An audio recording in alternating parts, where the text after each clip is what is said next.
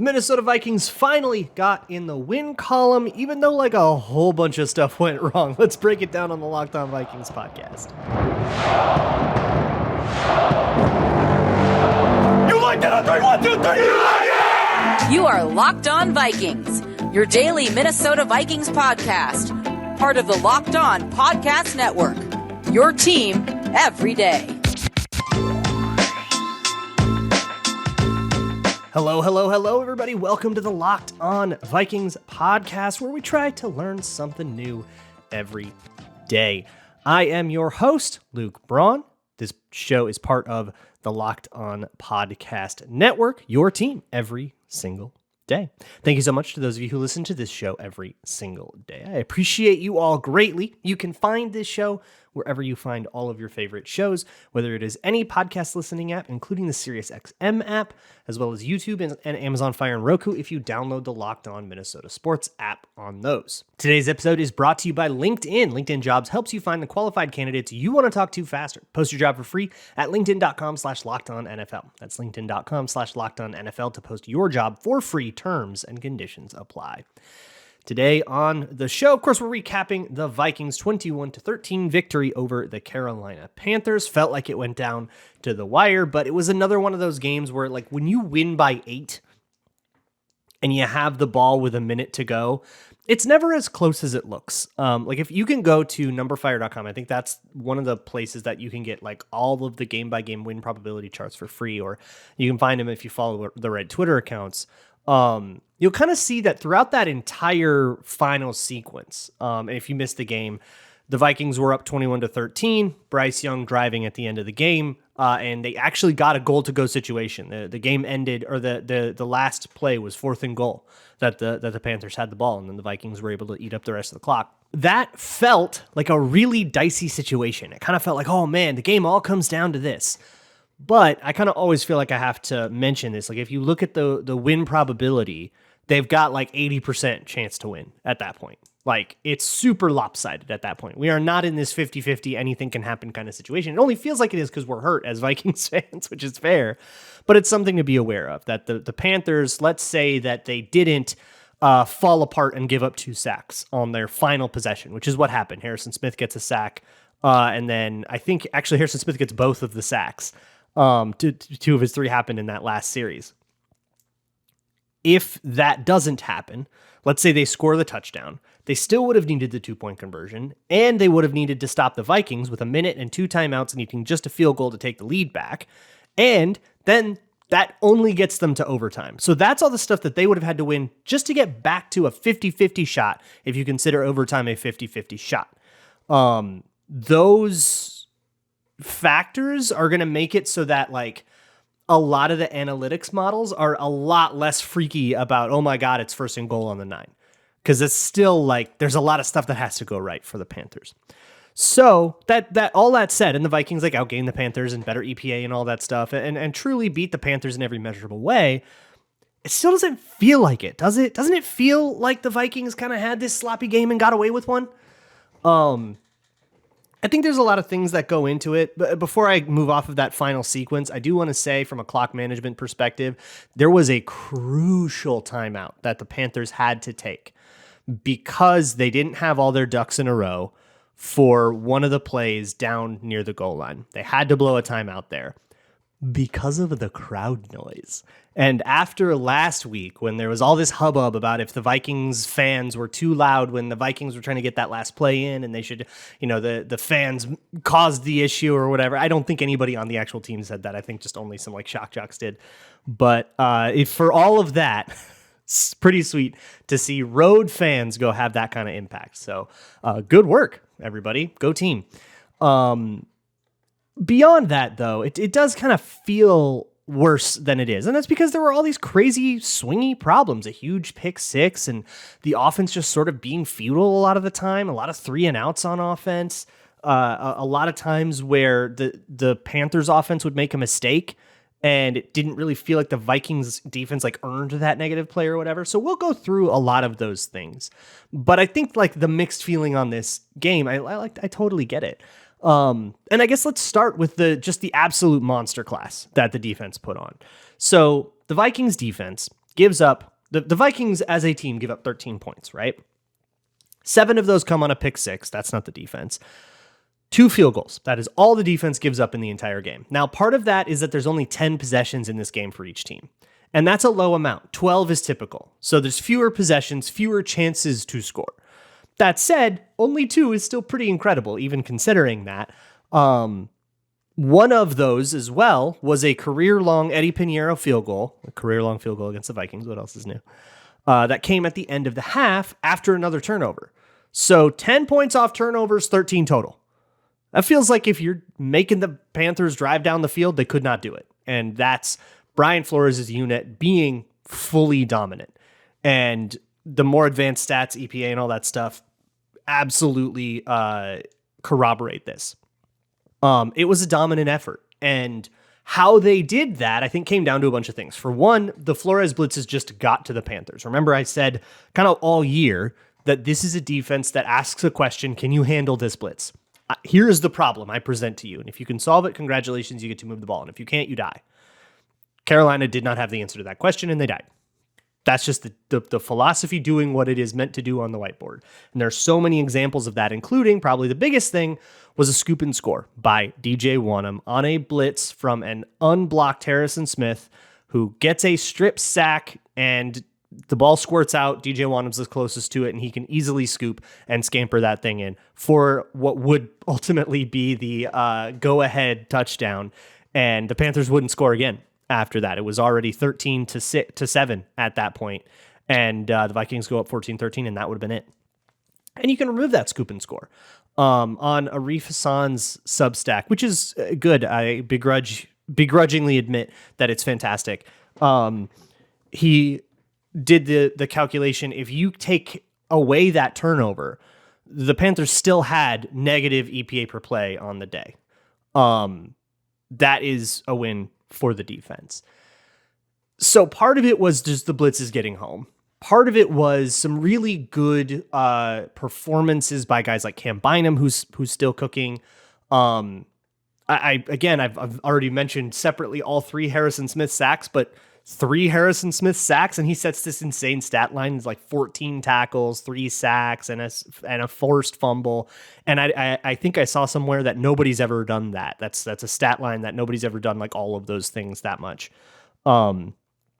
Crazy stuff. And to think of what could have happened last year if they blitzed Harrison Smith more than like 3 times. It's just this absolutely insane miss of personnel evaluation that Ed Donatel did last year. But we're over it. We're through it. And we're here. And Kevin O'Connell lamented this as well. It's like, oh man, so much better than last year. He's in position to make a play again. It's like, ooh boy. All right, let's get a little spicy. Kevin O'Connell. It was all really cool. There's other stuff with the defense that I want to mention, as well as the rushing offense, and a not so great day from Kirk Cousins. So we still have plenty to talk about coming up. Today's episode is brought to you by LinkedIn Jobs, and hiring can be an incredibly daunting task. It feels like this crazy, risky thing where you have to, you can only get to know someone so much, and then you have to invest in them as a company. And LinkedIn Jobs is there to help you bridge that information gap and make that thing less risky. Give yourself more information to work from. You can get the right people for your team faster and for free. Just go add your job and the purple hashtag hiring frame to your LinkedIn profile, and the word will spread that you are hiring. And they have all kinds of simple tools like screening questions that help you figure out exactly who you want to prioritize and who is right for you and your company. No 2 companies are made the same, and that means that no 2 companies have the exact same needs. This ain't a cookie cutter world, and LinkedIn knows that. It's why LinkedIn Jobs is rated #1 by small businesses in delivering quality hires versus leading competitors. LinkedIn Jobs helps you find the qualified candidates you want to talk to faster. Post your job for free at linkedin.com/LockedOnNFL. That's linkedin.com/LockedOnNFL to post your job for free. Terms and conditions apply. Thank you all so much for making Locked On Vikings your first listen of the day. If you want more in-depth Minnesota Vikings content, or if you want preview content that will tell you, I nailed it with my scouting of the Panthers. I said exactly what would happen. I said that they should blitz, not necessarily stunting a whole bunch, just send more guys than they have blockers, understanding that puts you in a disadvantageous position in coverage, and sort of trust that Bryce Young will run around and do stupid crap. Guess what? He ran around and gave up a strip sack for a scoop and score that changed the whole game. Booyah. I'm taking that W. If you want that kind of thing, you can go to patreon.com/LukeBraunNFL. What I didn't get, though, and this is super cool. So look, you could flip on a Panthers game and see, oh, look, when there's pressure, he runs. Like, you can notice that. That's pretty apparent. I figured that one out. What I wasn't smart enough to figure out, Brady Quinn actually explained on the broadcast, and I thought it was super, super cool, was something that apparently the Vikings had talked to him about before, like in their pregame team meeting. And they had essentially noticed that when Bryce Young feels pressure, he won't keep his base perpendicular to the line of scrimmage like you're supposed to. In an ideal world, you'll be standing perpendicular to the line of scrimmage, right? And you'll be looking down the field surveying. And if you feel pressure and say you need to sidestep some pressure, you take that step, but you keep your hips on the same angle. You keep your feet on the same angle. Bryce Young wouldn't do that. He would kind of turn himself parallel to the line of scrimmage and then backpedal. And if he would do that, that takes some of the field away, because now that your hips are facing the line of scrimmage instead of facing the sideline like they're supposed to, if you want to throw to your right, you have to then turn around and reset your base in a really, really difficult way. You're going to have to turn your body almost 180 degrees. And so it sort of takes a whole bunch of the field away. So the Vikings sort of realized if they can get pressure from that direction and get him to ruin his throwing base like that, they can sort of abandon a whole side of the coverage and get away with it. And that can cause these plays to have to really run around and go into total chaos mode. And guess what? When you're facing a rookie quarterback, chaos mode helps the defense. We can do this. I thought that was really cool game plan thing. And it's the sort of thing that I'm learning how to look for. I don't know. Felt like I learned something there. It was pretty cool. We're learning something new every day. This is going to be the new thing I say at the beginning of every show. I think that best encapsulates Locked On Vikings. Just try to learn something new. A couple other players to shout out. I shouted out Cam Bynum, but I mean, he's very consistent. I think he just has improved a lot as a safety. No caveats. He's really thriving in this Brian Flores system. He's reading things quickly. He's driving quickly. He's making good tackles. I think he's just a good starting safety. And I think the Vikings should be closer to extending him than figuring out how to replace him with Lewis Cine or whatever. And I also want to shout out Marcus Davenport, who actually played in this game. He was active and everything. No Garrett Bradbury again. It was Austin Schlottman again. They're still trying. They're feeling optimistic every week, and they won't get it. We'll see what happens. Those back injuries can do that. But with Davenport, ankle injuries tend to not last forever. Once they're healed, at least in the world, not in the medical world, it's going to be sore for the rest of his life, but when you sprain it, 4 times, he's sprained his ankle 2 years ago once. And then, he had this ankle problem, this year from camp. So from a medical standpoint, of course, once you're injured, you're injured, but from an athletics NFL standard of hurt, it's going to heal to a point where you're playing through it pretty much always. It sounds like he had some kind of setback earlier in the season, which is why he didn't come back as quickly as they were anticipating. And people got really weird about it. And people always get weird about injuries. So if you're one of these people, I'm asking you to look in the mirror a little bit and think, use critical thinking, right? For one, the sort of made out of glass allegations. I don't know, man. I feel so weird ever saying that about somebody that I couldn't beat in a fight, which describes every NFL player. So I'll never be like, he's made of glass.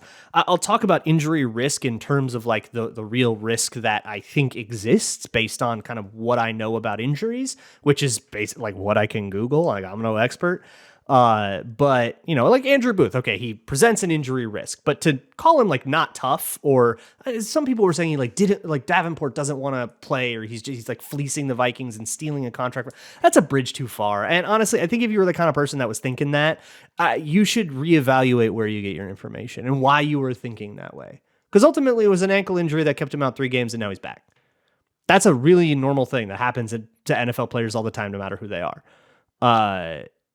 And I think a lot of people overreacted to it. And I think maybe there's a chance to reflect, I guess. And hey, maybe you didn't. Maybe you were totally fine about the whole thing, and that's fine. don't need to turn your homework into me. I'm just saying maybe, a look in the mirror can never hurt, even if you like what you see or if you don't like what you see. But Davenport comes back and I'm going to give him 2 sacks. I think one of them ends up being credited to DJ Wanham as he sort of slides off the ankles of Bryce Young, which he did miss a sack on Bryce Young as well on a big scramble that converted a first down. So that sucked, but DJ Wanham cleaned one of those up, and then there was another sack where he just got in off of a stunt, looped around, hit Bryce Young, got his sack. Better sack total than last year. Already, let's go. He's played 1 game. Let's do it. Or I guess 1 game and 4 snaps from the Eagles game. That technically counts. But you saw a pass rusher that had impact. And beyond those plays, I saw him collapse guards in a lot and kind of force the pocket to get up into Bryce Young's lap in a way that he wasn't comfortable with. I saw him spin around and get other pressures and stuff. The spin move on the first sack he got, that wasn't really his, was really great. I saw impact from Marcus Davenport in a way that I think was sorely needed. The Vikings needed someone that could beat Chandler Zavala one-on-one. Unfortunately, that guy's not Wanham, that guy's not Jones, that guy wasn't Bullard or whoever, but it was Davenport. That's the guy we needed. That was clearly part of the plan. Now, I think we can still ask questions of Kwesi about like depth and why were you so susceptible to one particular injury at edge? Why didn't you have better depth that could like beat bad guards in pass protection? But that's a much milder question than holy crap, you just built a really bad pass rush, right? Like that's a way worse thing to be talking about. So we're happy about that. I want to flip to the offense and talk a little bit about Kirk, but first a quick word on the run game. The run game really got going in this one. In particular, Cam Akers got like 7 or 8 yards a touch. Alexander Mattison, incredibly efficient. The Vikings were really efficient running the football. It's very nice to see that. And it caused there to be a sort of a low volume passing game. And hey, that's all right. If whatever's working is working, right? But you only had 19 attempted passes from Kirk Cousins, not that doesn't count the sacks that he took. But still, that's like not a lot of passing attempts. So a lower volume passing game, a keep it on the ground, control the game kind of thing. That's why there were fewer possessions and it sort of shortened the game a little bit. Look, the offensive line, the dudes up front just dominated. No two ways about it. Give it up for Schlotman and Cleveland and Ingram and Brian O'Neill and Christian Darrisaw. Push on everything. Double teams, just sledding guys. And the Alexander Mattison Cam Akers combo looked really nice. Mattison had a really good game, his second good game in a row. And Cam Akers, when he came in for 2 different drives, did great on both of them. Basically 1-for-1 replaced Ty Chandler. Also, should be noted, Dalton Risner did not play. They were pretty cagey about it going into the game. They kind of said, well, maybe we'll, rotate him in. We'll do this. So that ended up going with the same guys. So I want to go back in time a little bit and revisit when the Vikings traded for Akers and picked up Risner. There was a lot made about like, wow, is Kwesi on the hot seat? Is he panicking because he didn't build his roster well enough and now he's making all these transactions? We got a backup running back and a backup guard.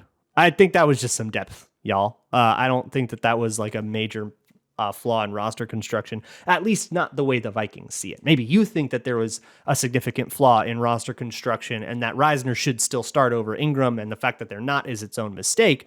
I think that's a perfectly valid position, but it's sort of a different argument. The idea that those acquisitions were some sort of panic edits to the roster, to like the starting lineup. Well, these guys ain't starting. I think they just picked up some depth dudes after the first week of the season. Like, whatever, y'all, or the first couple weeks of the season. It's like, don't get your pants in a wad over like your David Questenberries. Like it's just part of what happens at the bottom of a roster. Anyways, a real quick word on Ed Ingram, who I thought was really, really good in the run game. In the pass game, I thought he was good, but really inconsistent. I'm sure that there's one play you're screaming at me about, which is the second interception that Kirk Cousins threw. He gets hit as he throws. That was Ingram's guy. Pretty clear as day. That ball lobs up in the air. So he gets beat there. And off the top of my head, there's one other time he was pulling where he missed. It was a run block where he missed. And those are the 2 that I think were pretty ugly losses. And there were like a whole bunch of really cool wins. And I think it's a lot easier to remember the ugly losses for an offensive lineman than it is for the wins, because the wins are boring and they aren't particularly flashy and kind of expected to a degree.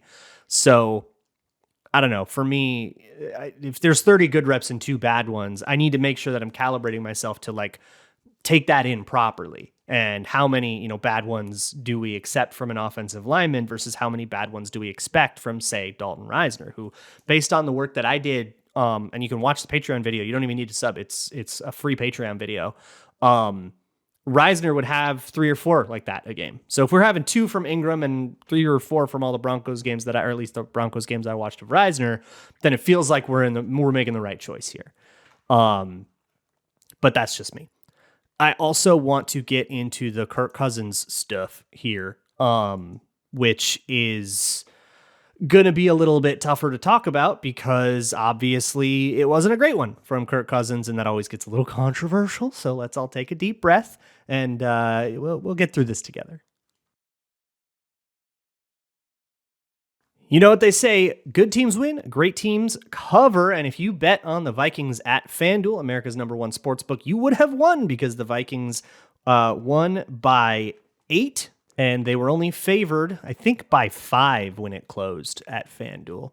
And you would have won. And if you missed out on that and you want to get in on it, that is totally fine because it's a pretty good time to join.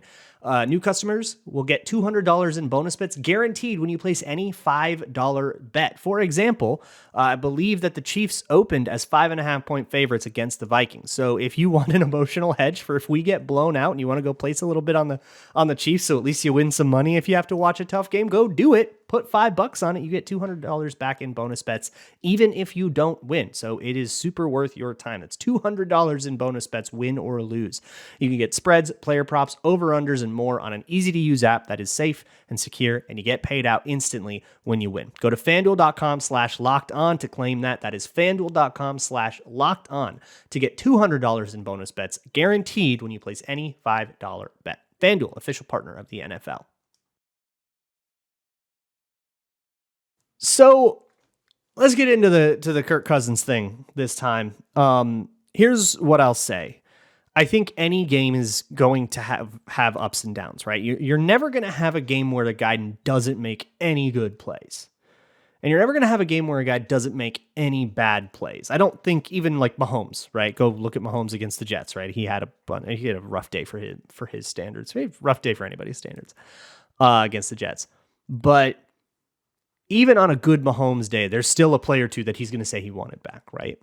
So my evaluative process is sort of to go play by play and then kind of tally it up later. And as I do that with Cousins, which I'll do more seriously when the tape is out, I find that there's only about half the plays that I'm like happy with, and half the plays that I'm not happy with.